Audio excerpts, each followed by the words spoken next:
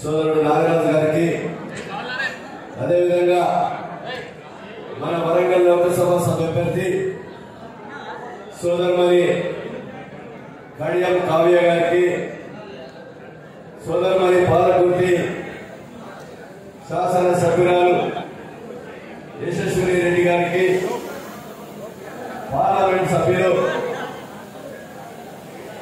పెద్దలు దయాకర్ గారికి central bank DCCB chairman Ravindra Rao గారికి అదేవిధంగా వరంగల్ జిల్లా పార్టీ అధ్యక్షులు మాజీ మేయర్ శరణ గారికి అదేవిధంగా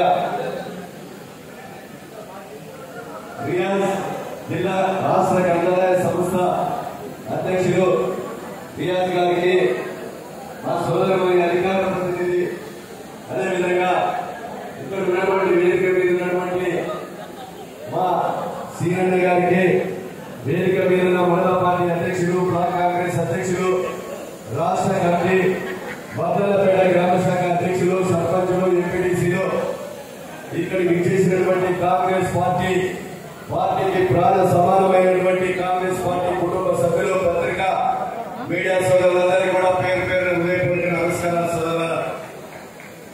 ఈరోజు వచ్చే నెల 13వ తారీఖు జరగబోయే ఎన్నికల్లో మనందరం కూడా ప్రధాన భూమిక పోషించవలసిన అవసరం ఉంది. మన వర్ధనపేటలో ఏదైతే పోరాటం చేసి మీరు ఎన్నికల్లో 6 నామినేషన్ 90,000 లక్ష మెజార్టీ వచ్చినటువంటి వ్యక్తిని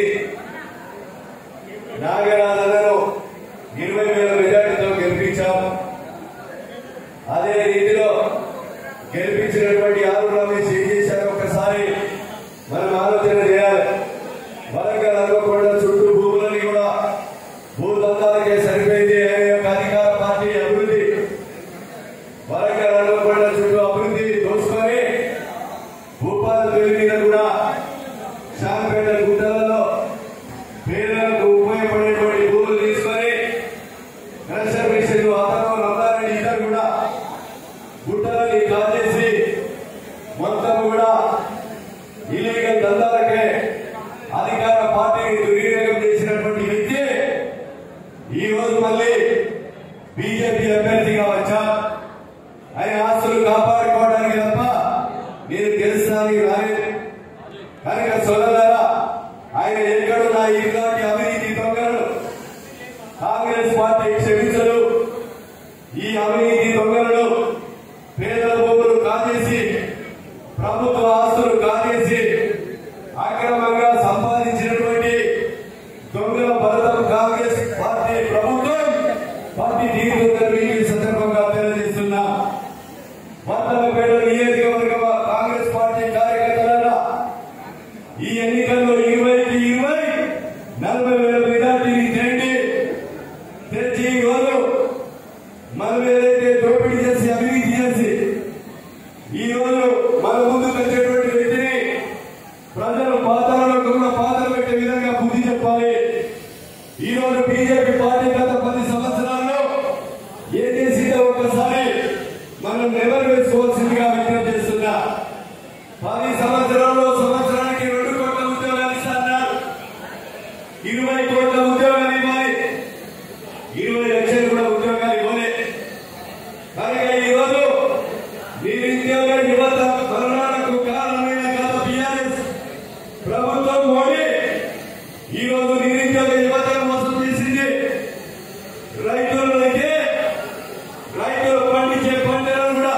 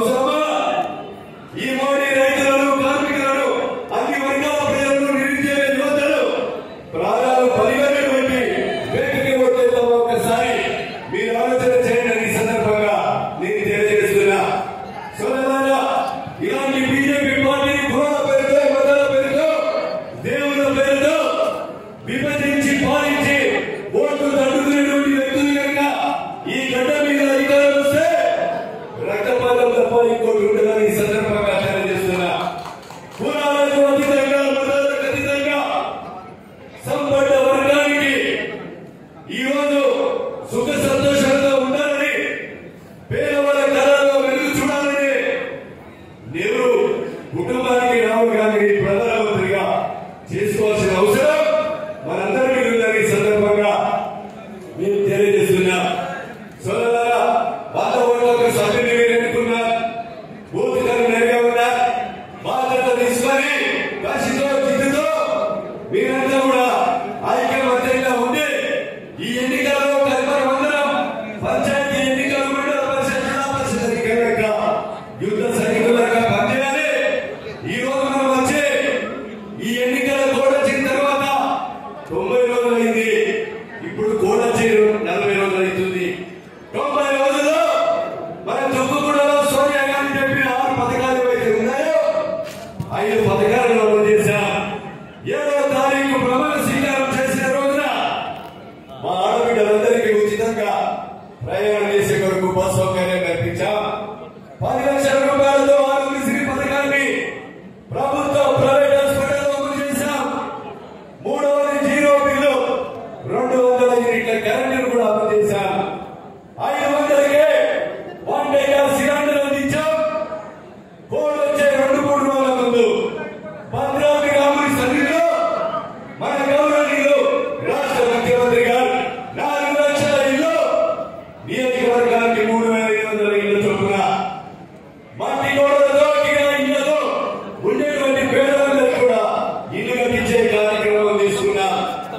మన ముఖ్యమంత్రి గారు చెప్పారు, ఆగస్టులో రైతులు తీసుకున్న పంట రుణాలు 2 లక్షలు రుణమాఫీ అమలు చేసి తీరుతాం. అంతేకాదు 2 లక్షల ఖాళీగా ఉన్న ఉద్యోగాలు కూడా డిఎస్సి, టీటీసీ, బీడీ చదువుకున్న వాళ్ళకు 11,000 ఉద్యోగాలకు నోటిఫికేషన్ ఇచ్చాం. 7,000 ఉద్యోగాలు వైద్య డిపార్ట్మెంట్ లో నింపాం. మిగతా ఉద్యోగాలు కూడా అసెంబ్లీ ఎన్నికల ముందు మేనిఫెస్టో ఏ డేట్లకు ఇచ్చామో ఆ డేట్ల ప్రకారం నిరుద్యోగ యువతకు ఉద్యోగ అవకాశాలు కూడా కల్పిస్తామని ఈ సందర్భంగా తెలియజేస్తున్నా. సోదరులారా, ఈ విషయాన్ని కూడా గమనించి 2,000 పెన్షన్ 4,000 ఇస్తాం. మా ఆడబిడ్డలకు కూడా 2,500 నెలకు కూడా అందిస్తాం. కానీ 16,500 కోట్ల మిగులు బడ్జెట్ను 7 లక్షల కోట్లు అప్పు చేసి వారికి మీకో ఉద్యోగం ఇవ్వలేదు, ఊరికో ఉద్యోగం ఇవ్వలేదు, దళిత గిరిజన కుటుంబాలకు 3 ఎకరాల భూమి లేదు, 10 సంవత్సరాల నుంచి లక్ష రుణమాఫీ ఏకకాలంలో చేయలేదు, కేజీ నుంచి పీజీ వరకు ఉచిత విద్య లేదు. డిసెంబర్ 2వ తారీఖు మనం అధికారం వస్తే వాళ్ళ కాలంలో చెరువులని తగ్గితే రింగు నిర్మించకుండా నీళ్ళాపక పొలాలు ఎండిపోతున్నాయని చెప్తున్నారు. ఈ పొలాలు జనవరి, డిసెంబర్ లో వర్షాలు కురిస్తే ఒక్కసారి మనం ఆలోచన చేయాలి. మా ఊరు చెప్పాలంటే వర్షాలు కురిసి 6 మనుషులు కొట్టుకుపోయి 2,000 ఇల్లు మురిగితే 10 గ్రామాలు మురిగితే ముఖ్యమంత్రి రాలే, మంత్రి రాలే, చనిపోయినోడికి ₹1. కానీ మన ధర్మసాగర్ వచ్చిన ముఖ్యమంత్రి ఓట్లు తండుకోవడానికి కాంగ్రెస్ ప్రభుత్వం ఈరోజు ఏదో ఓట్ల కొరకు నాటకాలు ఆడుతున్నారు. కిషన్ రెడ్డి చెడు కేంద్ర మంత్రిగా ఆ ఊరు చెప్పలేదు. ఊరు మునిగిపోయినప్పుడు ₹1 కూడా సాయం చేయలేదు. ఎండిపోయిన గడ్డి పట్టుకొని రైతులను ఆదుకుంటామని చెప్తున్నారు. సిగ్గుండాలి. ఈ యొక్క బీజేపీ, బీఆర్ఎస్ వాళ్ళకి ఒక స్వతంత్రం తెచ్చిన పార్టీగా, తెలంగాణ ఇచ్చిన పార్టీగా నెహ్రూ కుటుంబాన్ని ఓటు భూములకు పట్టాలు కావాలన్నా, ప్రభుత్వ భూములు పట్టాలు కావాలన్నా, పేదవాడు నగరంలో వెలుగు చూడాలంటే ఈరోజు చేతి గుర్తు మీద ఓటేసి గెలిపించుమని మీరందరూ కూడా ఒక యుద్ధ సైనికులాగా పనిచేయాలని, చేస్తారని విశ్వసి